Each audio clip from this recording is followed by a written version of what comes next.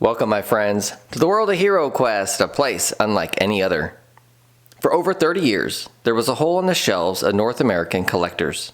A legendary expansion that felt like a myth to those of us who grew up with the 1989 classic. But today, thanks to Avalon Hill and Hasbro Pulse, the wait is finally over. Welcome to the unboxing of HeroQuest, Wizards of Morcar. This is the Fair Weatherman.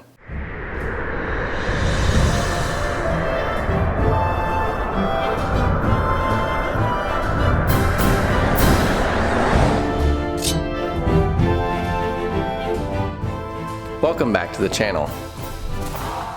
Back in 1991, while fans in Europe were facing off against the most powerful sorcerers the old world had to offer, the original HeroQuest line was winding down in the States. Its small, elusive expansion pack became the holy grail for collectors. But look at this. After 5 years of the game's re-release, we went from the massive core game system all the way through the 11 expansions for Avalon Hill to finally deliver the last of the original expansions to our doorsteps. This release marks the end of an era and the beginning of a new one. The original legacy is now fully restored. The only question left is, where does the franchise go from here? As much as I love the steady pace at which Avalon Hill has released content, I feel we're due for a slowdown. I'll be the first to admit, I haven't made a dent in Avalon Hill's expansion packs. I entered 3 years ago and took a while to fully understand the amount of content that I needed to catch up on, collecting as much as I can, minus a few exclusives. Here's looking at you, Guardian Knights. But until we hear what's next, let's get these minis on the table. Let's get into this. Avalon Hill has gone all out with the offerings in this expansion pack. We're getting 27 finely detailed miniatures. Included are the 4 reimagined wizards, Zargon's Inner Circle. We've got the Necromancer, the Storm Master, the female Orc Shaman, and the High Mage. And most excitedly, the female Artificer. We also have the addition of some really cool monster minis, not included in the initial release, helping to flesh out the quest pack. Alright, here we have the initial cardboard. Our new cardboard tiles.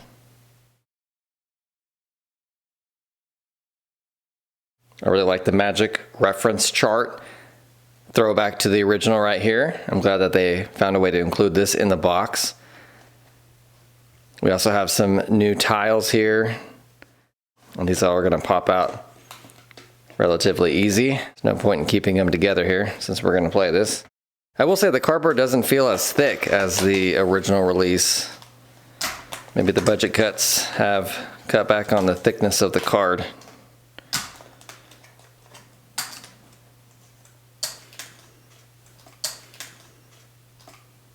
Whoop. Don't want to lose the key. I don't remember any of the other expansions including so many skull tiles, but I could be wrong. Guess these are primarily because of the backside having the magical spell elements. So I might as well put skulls on the back. Alright, now, super excited to see this. It's going to be our new way to adventure between quests. I do like how this is set up.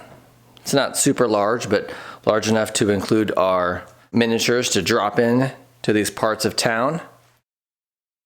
Got our monk here visiting the Cathedral of Hope. We can drop in a barbarian here on the Peacekeeper's Tower.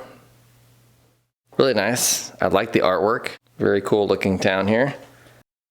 Oh, awesome. You got cover art here on the back. Doesn't appear to be AI generated at all. I think Avalon Hill has learned their lesson. Not to incite any more backlash. Alright, here's our quest book. Very cool. In 1991, the original quest pack came with 5 quests, 16 miniatures, 4 evil sorcerers, and 12 men-at-arms. We had 3 sets of hero spells, along with a handful of cardboard tiles. In the 2026 remake, we have the addition of 5 new quests, along with the 5 original, 27 miniatures, mimics, golems, minotaur, and the Artificer. We get 12 mercenary minis with 4 distinct sculpts. Included are the alternative gender sculpts we didn't receive in the Frozen Horror. We also have the addition of the hero spells that have been overhauled and altered to be more balanced, as well as a handful of plastic 3D miniatures instead of the cardboard tiles. Here's all the explanations of all the areas on the map that you can go to earn those boons of heroism. And I really do like that they had amped up some more play factor in this release, using a lot of the homebrew elements that the fandom has used for years as a way to really give us some new playability in the characters and a new way to grow our characters throughout all the other expansions as well. The 2026 Wizards of Morcar has been upgraded to the modern rule set. Monsters have multiple body points, making the High Altar a much more brutal endurance test. Alright, now on to the miniatures. Nice presentation. All the evil wizards up top. I like the usage of color throughout. There's some mercenaries here. And sets of 3s. Very nice. The AliExpress listing did not disappoint in really giving us a sneak peek on what was to come. I'm glad I didn't go through and purchasing them. I really didn't want any rejected miniatures. Waited to get the real deals, and here they are a couple months later. Very cool. I haven't started to paint the Avalon Hill release of HeroQuest yet. I've painted the furniture though, but I just haven't painted the miniatures yet. I guess I'm a little nervous with the more rubbery type of plastic used.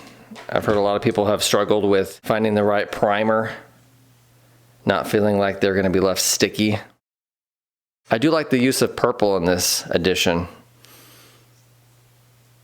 I've always liked the idea of using purple in a group of miniatures, and I'm glad that they did in this one. I am noticing that they don't have Ragnar on this first sheet here of miniatures. So here we go. Kind of an interesting pose here. Yielding a gigantic broadsword. It's kind of incredible how many miniatures that they included in this release. Especially since most of us were so afraid of cutbacks and receiving less plastic. A really neat opportunity that these mercenaries present all of us with is the ability for the fandom to homebrew some of these miniatures into heroes.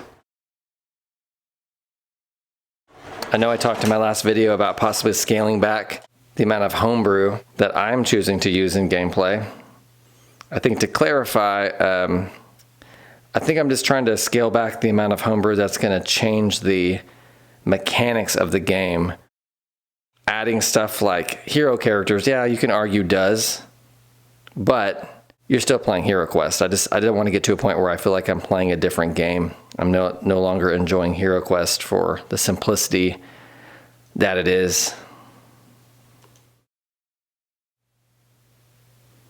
There she is, the Artificer, carrying a huge artifact and yielding a really cool hammer. I'll be the first to admit, when I saw all these listed on AliExpress, man, I was just nervous. Of course, the initial picture was so pixelated, it was hard to really see these details. But I do feel like seeing all of this together now and having it in my hands fits in great with the re-released expansions and miniatures we've seen so far. I like it. Man, the most exciting part here for me is this second set of miniatures. And wow, these things are huge. And this part is actually quite bulky here. Here we have our stone golems, a male and a female version. Our giant minotaur, which I think is incredible. Sir Ragnar, here he is. Heroic version. I mean, maybe heroic, I don't know. But definitely in a more suitable battle pose here. I really dig the shield. Here's all of our magical elements. I like the translucent nature of them, but I do feel like this one's maybe kind of hard to read. It could just be my lighting. I bet if you gave this a treatment that a lot of people are using for the specters in Rise of the Dreadmoon, just barely giving it a little bit of paint and color, but leaving it all glossy would look really nice. All right, next up we have our Dread Shifters.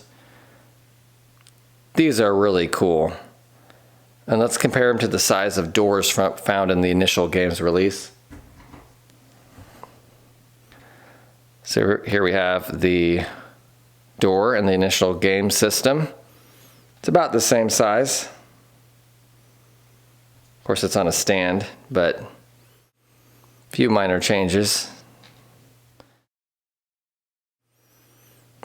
Really cool treasure chest here. I know the Mimic is pretty much D&D lore, but I think it works in HeroQuest. Here we have it in comparison to a treasure chest. A little bit larger, a bit more menacing. But I guess if it had a mouthful of teeth, when it opened up, it would appear a bit larger too.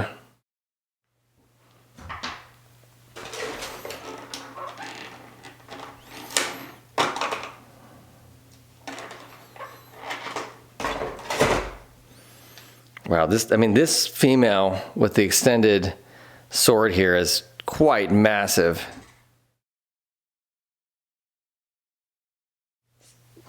Compare it to our female wizard here. I mean massive in scale. Look at this. Just dwarfing other characters that we're going to have on the board. Here we are with the male version. Almost looks like a transformer. The ancient details all over its armor. Very cool. Now, I wonder, I haven't looked at the quest book, but I wonder how often these are going to be called to be used on the board. I hope it's more than just a quest, or maybe two. Here we go. Look at this bad boy right here. This is awesome. For those of you who watch my channel, I play a lot of Advanced HeroQuest, and this is going to be great in the dungeon of Advanced HeroQuest too. See, interestingly enough, someone had messaged me this on the HeroQuest forum, that the bottom of the Minotaur sculpt does say jungle on it, 19. And I hadn't seen anyone else really mention that before. And it makes you wonder if this was supposed to come out in Jungles of Deltharak and just wasn't included in the box, and they found a way to work it into Wizards of Morcar. And if we look at the bottom of these, it says clearly Morcar on there. So it does make you wonder, was this supposed to be one of the monsters included in that initial release? You know, the miniatures clearly say Morcar on them. Either way, I'm glad we ended up getting a giant beastly Minotaur. All right. So here we have our new female wizard card. I love the artwork. It's very reminiscent to the original miniature. I like it. We have our artifacts. We only got 2 in this one. Our boons of heroism. Deadeye, weapon expert, healing hands, hold the line, peacekeeper. New mercenary cards to show off the new alternative gender sculpts. Crossbowman, halberdier, the scout, and the swordsman. I don't believe any of the stats have changed, allowing you to interchange them with the same cost of gold and special abilities that they had in the Frozen Horror. We have our monster cards here. Our big bad Minotaur. A Golem. The Dread Shifter.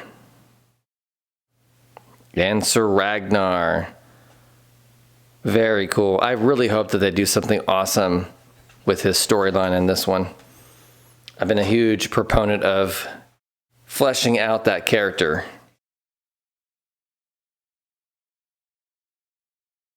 Now, like I said, I don't have a copy of the original to compare these two. I do think that they changed a couple of the wording on some of the cards. Maybe even, I think, retitling a couple of them so they aren't confused with some of the other spell cards, the dread spell cards that were received in other expansions. I think one of them had to do with call goblins or something of the such. I think it was in one of these.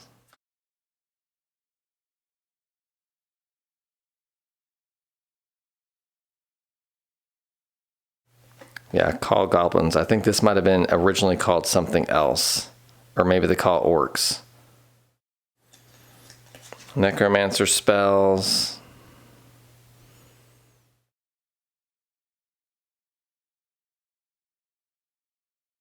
The artwork has stayed consistent throughout all of the re-release, which I think is fantastic.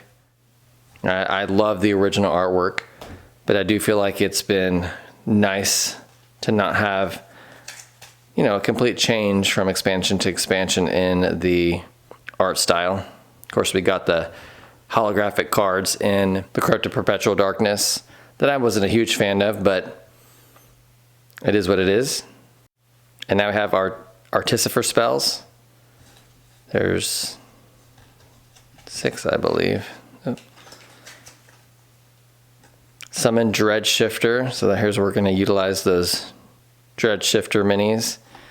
We have Conjure Golem, alright, so we're going to use the spell card to draw those into battle. Leech Life, Hammer of Ruin, Scrolls of Morcar. So I guess that is what she's carrying around on her back. I thought that might have been an urn initially because of that little tile card with the heart. But here we have Scrolls of Morcar. Beseech Dread Powers. Cool looking gargoyle on that one. I'm just now noticing that they did include some female artwork on the back of these cards, along with a version of the male artwork on the Spells of Detection. So that's really neat to include. That wasn't there in the original. I do have a copy of some cards I made on makeplayingcards.com. If you caught that video maybe last year on the channel, I went ahead and converted the old artwork to the new card size for the re-release so I can have them for our spells that the wizard can pick from. Now, if I remember right, these spells are pretty weak, at least in the original form, so I'm not sure if they've gone about and changed them. For the new one, I'm sure they have made some slight differences, but you can see that there is a harkening back to the original artwork on these cards. Unlearn, I think this might have been called something different. Yep. So Unlearn used to be Dispel. Same artwork, just changed the name a little bit. Probably some of the mechanics as well. We have Wall of Stone, as well as Invisibility stayed the same. We have our Spells of Detection, very similar to the original artwork. Treasure Hoard, Future Sight, Clairvoyance. And then we have Spells of Darkness. There we go, comparing it to the original artwork. Cloak of Shadows, Chains of Darkness, Arrows of Night. I had seen the spell cards and updated my unofficial HeroQuest guidebook. So these cards aren't completely new to me. But all right, we have 1, 2, 3, 4, 5, 6. We got quite a bit of treasure cards here. I didn't realize that there was that many. Magical Trap, that's right. Poison cards, okay. Potion of Alchemy, Potion of Charm, yeah, that was one of the original ones. I forgot that there was this many. Potion of Magical Aptitude, Potion of Magical Resistance, Potion of Fire Resistance, and the Nothing card, heck yes. Okay, that's really cool. I knew it was in here, I just hadn't taken a look at the card art in detail. Despite a thorough search, you find nothing. I did recreate this card from the original art last year, and so now you can see them compared side by side. But yeah, pretty much the most exciting treasure card I'll draw is actually nothing. If you're like me and you include all the treasure from every expansion into a massive deck, regardless if you're playing that expansion now to have them in there, I guess this one will be a unlucky draw out of all of those to pull a nothing card. I guess that will make it unique in itself to not have a bunch of these included. Kind of a shock that it's finally been released. This was one of the expansions early on when I got my re-release set. After digging through the ye olde in and seeing all of the initial expansions I didn't know about, I guess I got to a point where I didn't think that this would actually be released because it said Morcar in it and we're in the US for the Zargon. I wasn't sure what it would be, how they would do it. I did hear that they included an interesting story to rectify the issue of the US Zargon versus the UK Morcar. So I'm excited to see how that plays out. But the offering here for about $55 US is incredible. It is one of the larger expansions that they have released. Looking back after a Crypt of Perpetual Darkness, kind of disappointment that they didn't add more to that besides those hologram cards and a set of dice. You can see where they've maybe spent their money in this expansion, and I feel it completely makes up for the lack of content in that previous one. Who knew we'd get a Sir Ragnar mini? That's incredible. A fifth wizard. Who knew we'd actually get all of these mercenaries as well? A new wizard hero sculpt, which is awesome, and it is the female. There's an argument to be made that we now have all of the alternative gender sculpts with the addition of the female wizard, the female explorer found in jungles, the female barbarian, and the male alternative elf sculpt that was found in Mage of the Mirror. At this point, it'd be really cool to see some new heroes in different classifications that we can drop into old expansions and possible new future expansions as a way for us to just continue to work through the content that Avalon Hill has provided us over the last 5 or 6 years. All you really need at this point is to gather a handful of friends to consistently play the game. And that's something I am deciding to do more of in 2026. I had a side quest of playing other games from the 90s era that I've just loved. Talisman 3rd Edition, Warhammer Quest. We went down the rabbit hole playing Battle Masters again. But I have kind of put HeroQuest on the side the past couple months, and I really want to get back to it. Even if it's me just playing at night and working through some of the quests by myself with the app. Today's day and age, everyone's busy. It's hard to get everyone around a table to play consistently. So I'm going to have to make a concerted effort to really continue to work through my HeroQuest hoard on my shelves this year in 2026. I hate to say it. As much as I'm excited to see what's next, I need to catch my breath and appreciate what I have in front of me. Like you, I'm swimming in amazing content over here. If you made it thus far, I want to say thank you. If you want to see more, be sure to like, comment, and subscribe. If you want to support my channel, feel free to buy me a coffee by clicking the link below. As always, united the heroes stand, divided they fall. Come, let the quest begin.